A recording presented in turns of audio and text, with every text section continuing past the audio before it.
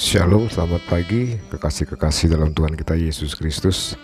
Bertemu kembali dengan saya di program Morning Devotion. Dan pagi hari ini, sebelum kita melangkah sepanjang hari ini, kita mau sama-sama kembali belajar firman Tuhan, merenungkan firman Tuhan, supaya kita boleh bertumbuh dalam Tuhan dan semakin hari semakin dewasa dalam Tuhan Yesus. Sebelum kita membaca Alkitab kita, mari kita mau berdoa terlebih dahulu.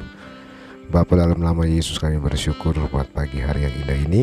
Sebelum kami melangkah sepanjang hari ini melakukan setiap aktivitas kami rindu merenungkan firman Tuhan. Tuhan tolong kami supaya kami juga bisa menjadi pelaku-pelaku firman Tuhan. Dalam nama Yesus kami berdoa, haleluya, amin.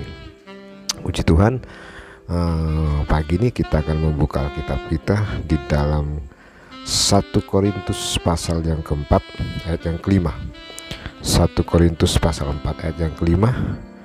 Demikianlah bunyi firman Tuhan. Karena itu janganlah menghakimi sebelum waktunya, yaitu sebelum Tuhan datang.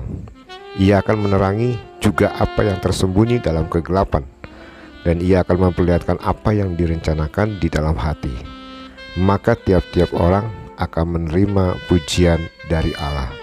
Tema pagi ini adalah tentang penghakiman. Saudaraku, sebagian besar dari kita tidak suka apabila harus mendatangi pengadilan untuk alasan apapun. Mungkin ini berkaitan dengan perasaan bersalah. Namun dalam beberapa waktu hampir semua orang akan berurusan dengan pengadilan di negara kita. Ada banyak jenis pengadilan, ada pengadilan rendah dan pengadilan kriminal setingkat bawah. Di jenjang lebih tinggi adalah pengadilan wilayah atau daerah, baik untuk kasus sipil maupun kriminal. Jenjang berikutnya adalah pengadilan banding yang menangani kasus-kasus yang dimintakan banding dari pengadilan di bawahnya. Ada pengadilan negara khusus seperti pengadilan polisi, pengadilan kota, pengadilan lalu lintas, pengadilan urusan rumah tangga, pengadilan remaja, dan pengadilan harta warisan. Tiap-tiap negara bagian memiliki pengadilan tinggi, dan pengadilan tertinggi di negara kita adalah MA atau Mahkamah Agung. Di dalam bacaan Alkitab kita hari ini, Rasul Paulus berbicara mengenai pengadilan yang harus dihadapi oleh kita semua, orang-orang yang percaya. Saudaraku, mungkinkah kita menghadapi pengadilan ini dengan penuh percaya diri? Karena kita tidak mungkin menghindari pengadilan ini, maka kita harus menghadapinya dengan penuh percaya diri. Kita dapat menghadapi penghakiman terakhir dari Allah dengan penuh percaya diri. Ada banyak orang bertanya, mungkinkah? Bisa, bagaimana mungkin? Dan saudaraku, saya mau katakan itu adalah pertanyaan yang bagus. Yang pertama yang saya perhatikan adalah kita semua adalah pendosa. Dan apabila ditimbang dengan kebenaran yang pernah kita perbuat, kita ada di posisi selalu kurang. Tidak ada seorang pun di antara kita yang dapat berdiri di hadapan Allah yang kudus dengan kebenaran kita sendiri dan kemudian diterima oleh Allah.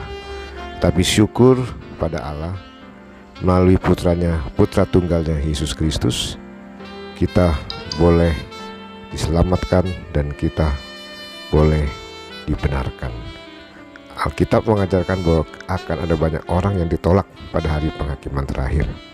Orang-orang yang ditolak adalah mereka yang tidak bersedia mempercayai Allah dan menerima pengampunannya. Orang-orang yang ditolak adalah mereka yang mendepak Allah keluar dari hidup mereka, dan oleh karenanya mendepak diri mereka sendiri dari penerimaan Sang Pencipta, yang sesungguhnya rindu menjadi Bapa surgawi bagi setiap ciptaannya. Saudaraku, di dalam pengadilan terakhir di hadapan Allah ini akan ada sebagian orang yang diterima, dan mereka, orang yang diterima itu adalah orang-orang yang disebut sebagai orang yang dibenarkan oleh iman di dalam Kristus Yesus. Roma pasal 3, 28, Roma pasal 5 ayat 1, Roma pasal 8 ayat 1, 33 dan 35. Pada penghakiman terakhir ada sebagian orang yang mendapatkan upah. Alkitab mengajarkan bahwa anak-anak Allah yang setia, taat, murah hati, melayani, dan berbelas kasihan akan menerima upah dari Bapa Sorgawi. Tuhan menjanjikan upah bagi setiap orang yang melayani Dia dengan sungguh-sungguh, yang sungguh-sungguh hidup untuk Tuhan. Puji Tuhan, saudaraku, marilah kita mempersiapkan hidup kita, hari-hari kita, saudaraku, untuk kita menghadapi pengadilan Kristus, pengadilan akhir nanti, pada penghakiman terakhir nanti, dengan percaya diri. Tetap hidup dalam Tuhan, tetap terus setia kepada Tuhan, takut akan Tuhan, hidup dalam kekudusan, terus hidup melayani Tuhan. Jangan sia-siakan waktu yang Tuhan beri.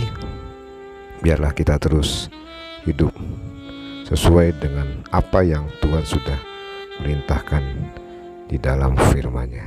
Tuhan Yesus memberkati kita semua. Selamat melayani, selamat bekerja, selamat beraktivitas sepanjang hari ini. Kiranya damai sejahtera dan sukacita daripada Tuhan ada berlimpah dalam setiap kehidupan kita. Tuhan Yesus memberkati kita semua. Shalom.